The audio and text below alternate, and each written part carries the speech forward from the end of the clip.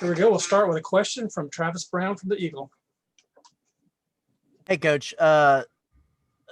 Talked with your two other players about how challenging it was and if there was any surprise at how much success y'all had with the new offensive sets, the new defense, when a lot of time was spent implementing those with players watching on Zoom, like you said. I think Andre might have even said maybe you're on Zoom or some of the coaching staff was on Zoom as well.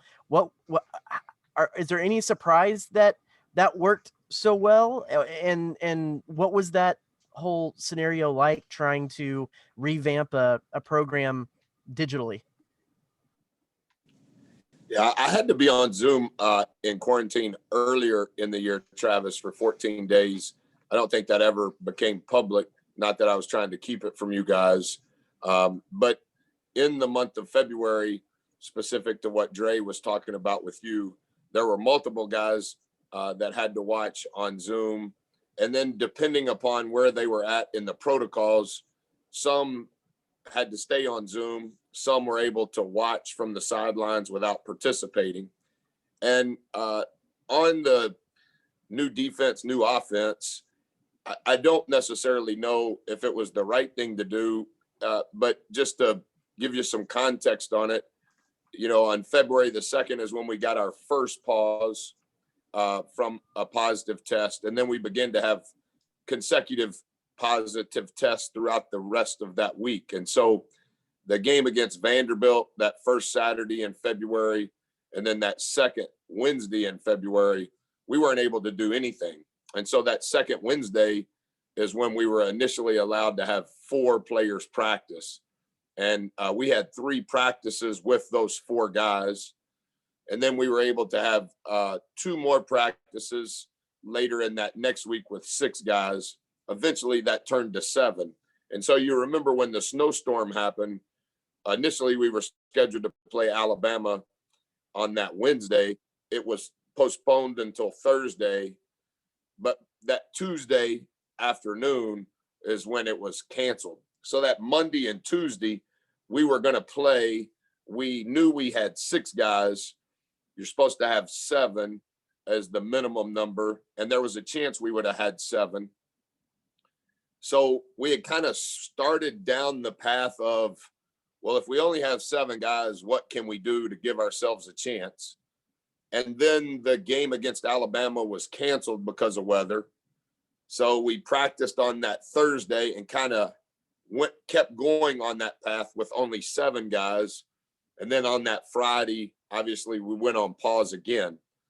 So during that last week of February, when we were on pause, we couldn't practice. That was 1 kid on one rim, 1 kid on another rim for hours on a day, and then lifting weights over at Kyle Field. So March the 1st was when we had everybody back for practice. And so like I mentioned prior to this long diatribe, I thought that we couldn't afford to give away what that core group had learned relative to the new defense and the new offense. So we did that on Monday and Tuesday, and then obviously played on Wednesday. I don't think that there is any way to know, because you can't practice 5-on-5.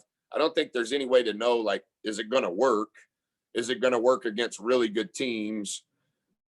We didn't know. And I thought we were better on Saturday than we were on Wednesday. And I think the whole key now is going into our second week, can we be a little bit better in all of the new things than we were in what was our first week last week? Just with the age of these kids, do you think that having to do things virtually kind of comes as second nature? They're better at it than I am. They're more comfortable with a screen. They know how to operate it better. They're more comfortable having conversations. I don't know from a teaching standpoint, I think watching something is good. And obviously all teams watch a lot of film, but when that's the only way you can learn it and you can't physically do it, I don't know that you're able to really have a feel for exactly what you're supposed to do because you've never had to physically do it. And so, like I told you, Travis, on Saturday, the togetherness, the attitude, the effort, the communication, those things that we can control, our guys have been phenomenal, because emotionally, obviously, they've been through a lot over the last 11 months, but specifically the last 6.5 weeks. And then physically, this is unlike anything they've ever had to do. Take a week off in the middle of the season, never mind. Let's practice with 4 guys, never mind. You can be in the gym for 45 minutes with 1 ball on 1 rim. So physically, they've gained weight, they've lost weight, they've gained strength, they've lost strength. The cardiovascular has obviously been up and down. And then mentally, I mean, last week, those 2 games, 100% of what we're doing defensively is brand new, and we've never done it since we've been here. It was the first time I've ever done it an entire game in my career. And then offensively, we're doing some core things, but a lot of new aspects as well, because again, we were planning on having this group to play. And then as things transpired, that group began to change. And so we just kind of kept going down the same road.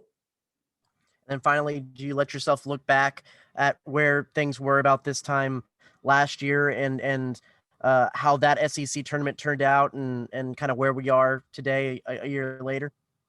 It's hard not to, Travis, to be honest.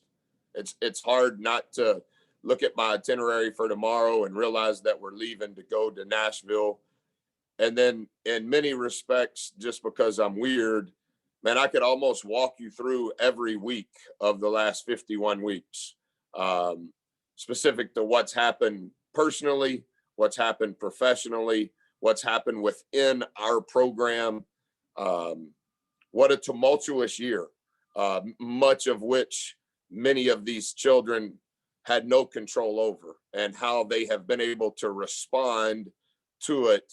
I told them on Saturday in the locker room, if the average age of the players was 20 and the average age of the staff was 40, when those 20-year-old kids are 40 years old, I think they'll look back at their 20th year and realize there were more lessons to learn for life than at any other point in time in their first 20 years on earth. I mean, it's just, I think it's hard not to, while at the same time, Travis, like any other coach, how can we figure out how to win one more game? So I'm trying to stay in that lane as opposed to backtracking through what has happened in every category of our lives over the last 51 weeks.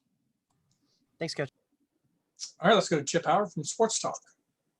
Buzz, I asked you a little bit Saturday after the game about pace of play. The first 15 minutes, I realized Arkansas likes to play it up, but you guys were very effective doing that. Would we see more of that, or is it just is this a product of you guys hitting shots, and when you're making shots, maybe it's easier to speed things up a little bit? Yeah, probably both. You remember the first possession of the game, Q got a layup/dunk off the jump ball.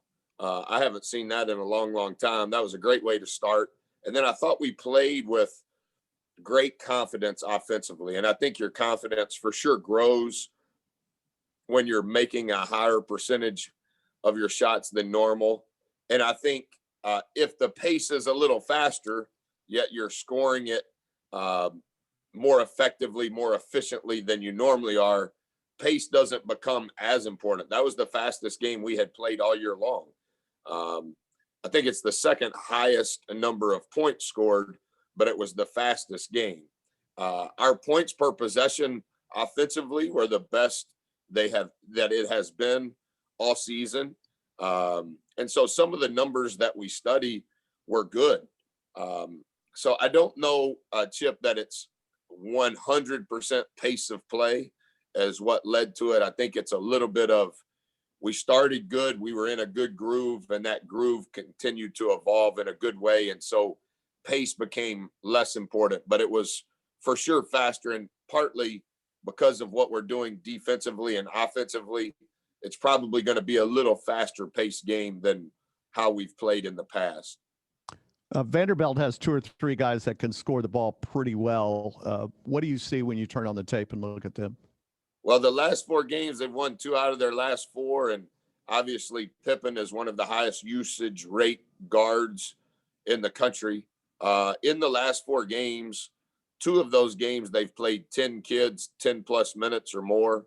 One of those games, 9 kids. And then their game on Saturday, they played 8. So I think there's a little bit, and I'm not coaching Vanderbilt, but I think there's a little bit of let's try everybody, and whoever's doing good gets to play more.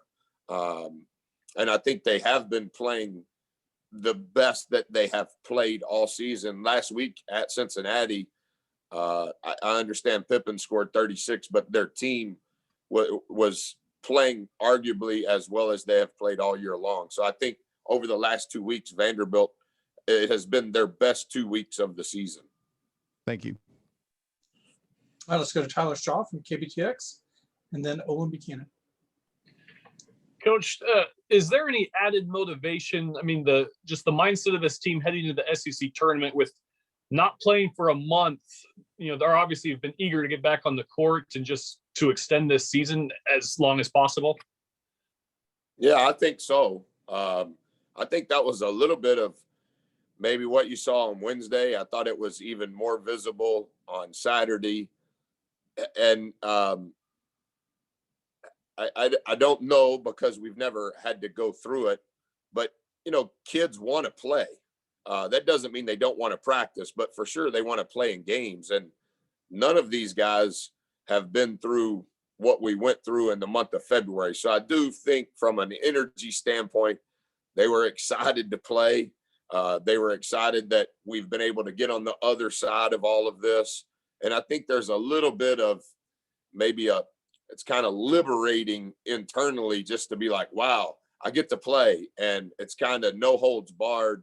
Let's be the best we can be, even though everything we're doing is brand new and we're not doing it all perfectly, nor should we. But yeah, I for sure think that the kids are excited to play and want to play as long as they can. And I think that's, you could easily turn that, and you look at a lot of the teams across the country that have been through what we've been through, and you don't see them coming out of the pause the same way that we have. And I think that speaks to the character of who our guys are. Thank you. All right, let's move to Olin Buchanan, and then we'll go Mike Lucas. Hi, Buzz. Emmanuel seems to really have added the mid-range jumper very effectively since y'all have come back. Is that something he always had, or something that y'all told him to work on during this break or whatever? What do you account for this, I guess, new shown part of his offense? Yeah, bits and pieces, Olin, probably of all of that. It is a part of his game that he knows and has worked on. He has known that he needs to improve on it. We were able to do a lot of individual workouts during the quarantines. Not every player. He was one of the players that was able to. And then I think, it's just the next evolution in what he needs to add to his game, because now all of a sudden, if you can make a 15 to 17 footer consistently, now guys have to guard you. And now what you were known best at as far as being a straight line driver, now all of a sudden, because you can shoot, now they have to press up, and that gives you even more space. I think the thing that was best, and I think this will be the next step he has to take, Olin, he had 4 assists, because now all of a sudden, if you can shoot, guys have to press up. And now if you're very effective off the bounce downhill, you're going to force rotation. And now when you force rotation, can you get fouled? Can you make a play for someone else? Those 4 assists were huge for us on Saturday at Arkansas. And I think that's what I talked to him about on the bus when we were going back to the plane is, man, it's a delicate line. Do I need to shoot this shot? Or is this the time for me to turn it downhill and drive it? Or is this the time for me to turn it downhill and drive it to draw a foul? Or turn it downhill and create an uncontested shot for someone else? And I think kind of all of those things are interconnected, but being able to make a 15 to 17 footer with the consistency he has the last 2 games, some of those doors begin to open a little wider. So he's becoming that that Buzz Williams player, the non-positional guy versatile guy you're always looking for? Well, I just think I don't know. I don't know if it has anything to do with me. I just think it's kind of how the game has evolved. You watched the All-Star game yesterday, and my sons were able to watch it, so they were hollering at me as I was watching tape. But there's not a lot of true position guys anymore. The teams that seem to win the most, and the teams that seem to have the highest number of players that can pass, dribble, and shoot, and guard multiple positions, those are the ones that seem to have the most success. And I think we have kind of been on that relative to how we want to operate I think we were early to the party, so to say. Hey, who do you want? I want guys that are hard to guard, and I want guys that guard hard. That's what I want. And so that kind of takes the position out of it. And I do think you need to have a really good quarterback. And I do think you need to have really good players down the middle, like any other baseball analogy or football analogy, whatever you want to say. But the versatility, we've always called them switchables. I think being able to pass, dribble, and shoot makes you a switchable. And the more size and strength and quickness and athleticism that you have, that means you're able to guard multiple positions. And so we need to have more of those on our roster. And over time, that's what we've got to evolve to. But for sure, E-Man kind of fits that mold of guys we've had in the past, that even those guys that are still playing professionally now, you're like, what position is he? He doesn't have a position. He just does a little bit of everything. All right. Well, thank you very much. All right, let's go to Mike Lucas from CAGS and then Brent Zorneman. Hey, Coach, we see it every March. We get to the conference tournaments, the NCAA tournament, and there's upsets galore and teams that you would never expect to beat. Certain teams do. So I'm curious, what makes those possible in March? Why do we see so many, crazy outcomes that we typically wouldn't see during the regular season or, in January or December? I think there's always something, Mike, that happens when everybody in the arena knows if we lose, we go home. And everybody handles that differently, whether that's a senior, whether that's a freshman that's playing in the conference tournament for the first time. Like, we've got multiple kids on our team. They've never even played in a conference tournament. So I'm praying in the right way that we're able to play on Wednesday, because this will be a first for many of the kids that are in our program. But, I think that's why it's called March Madness. And you see some of the strangest endings. You see some of the biggest roller coasters up and down of how are they so far ahead, and now look what's transpired. I just think that's what makes it so fun. So with that in mind, what's it going to take to win 5 games in Nashville this week? Mike, typical coach cliche on this answer. We need to figure out how to have a really good practice, because we haven't had very many practices over the last 6 weeks, and everything we're doing is brand new. And so the reps we'll get today, I hope, make us a little better than when we finished on Saturday. We'll have to work early in the morning because our shoot around time in the last place game is early on Wednesday. So that means it's early shoot around at Bridgestone on Tuesday. But we'll have to not turn the ball over. Well, we'll have to make sure that on the glass we're creating extra possessions for us and preventing extra possessions for the opponent. Somehow we've got to figure out how to get fouled and how not to get fouled. We shot the 20 more balls than Mississippi State did on Wednesday. We only had 5 turnovers, and we had twice as many offensive rebounds. And then on Saturday, we shot the same number of balls against a completely different type of team. We beat them on the offensive glass by 1, but they ended up shooting twice as many free throws. And then we turned the ball over 17 times, which gave them 24 points in transition. We can't absorb those types of numbers. That it was a 1-possession game multiple times in the last minute says a lot about our kids. But to give the opponent the ball 17 times and 24 points came from that, And then for us to only shoot 10 free throws and they shoot 20, those numbers in March become hard to overcome. Thank you, Coach. All right, we'll wrap it up with Brett Zorneman from the Houston Rockets. Buzz, you're taking them one practice at a time at this point, right? The hey, I forgot. I took for granted, Brent, that maybe that's the way I should have always done it. No, I think a lot of people are doing that at this point. Hey, I've described Gary Blair as this generation's combination of Abe Lemons and Shelby Metcalf rolled into one. And I know I would agree. I know you're just getting things rolling. Probably some people are going to have to look up who those guys are, but I know you're just getting this thing rolling. But is it inspiring what he's done and the blueprint he's kind of set in place? Because, you know, the program he took over was similar to the one that you and Billy took over way back when as well. And look what he's done. Hey, Brent, maybe you're writing a story about Coach and add as many superlatives and quote me on as much as you want. But make sure you say this. So, you know, I was a manager for Coach Orr at Navarro. And during that span of time, every college coach that I met, you know, I would write them a letter on legal sheet of paper every week the rest of my college career. The last 2 years, I was a manager at Oklahoma City University. The head coach that hired me had just been promoted from an assistant. They had won the national championship, and Daryl Johnson became the head coach at Baylor, and his assistant, Wynn Case, became the head coach. He was the youngest minority head coach in the country when he was hired.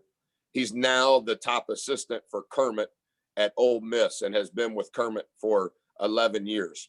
So I lived in the dorm and I worked intramurals and I got paid $100 a month. And I lived on the same side of the dorm as our players to help wake them up to make sure that they were going to class. So Frederickson Fieldhouse is where the gym was. And the first day of school, I walk into the gym and I asked Coach Case, hey, Coach, anything I need to do? He said, the first thing you need to do is go down there to your office. And I go, hey, Coach, I got my own office. He said, no, not really, but it's where you're going to office. And I go, okay, well, where's it at? He goes, well, it's not hard to find. Just walk all the way down this hall. And right before you get to the laundry room, it's right there on the right. So I'm walking down this little bitty hall and I see this small office, if that's what you want to call it. And I turn and open the door and Coach Lemons is sitting in there and the desk took up about 82% of the office. I said, hey, Coach, my name's Buzz. And he said, what the hell are you doing in here? And I said, well, Coach Case said this was where I needed to office. He said, Coach Case doesn't know what he's talking about. This is my office. And I said, well, Coach, is there anything I can do for you? He said, I want to know who are you and how'd you get here? So my 2 years at Oklahoma City, I officed with Coach Lemons. And he was the only speaker on the Nike coaches circuit at that time who was retired. That's how well thought of he was. And that's how much everybody still wanted to hear him speak. I knew Coach Blair, obviously, when I was an assistant here, and I know many of his longtime assistants that have went on to become head coaches. And even since I've been back in the 22 months that I've been back, like my respect for who Coach is, I don't think there'll be another one. I don't think that anyone in my generation will ever eclipse the achievements that he has, no matter where he's been. And I think he's a treasure, not only on the floor, but I think he's a treasure off the floor. And I agree. I mean, I picked up Coach Lemons every day from his house and carried him to work. And after practice, carried him home. Every time he had to go to the airport to go speak, I took him. I mean, I was driving his car and his wife gave me the keys to the car because she didn't want him driving. So I completely know Coach Lemons. And obviously I've known Coach Blair for multiple decades. And I just think the world of him. I needed. Thank you, Buzz. Yes, sir. All right. I got to go watch film, guys. That's all the questions we have. Thank you, Coach. All right.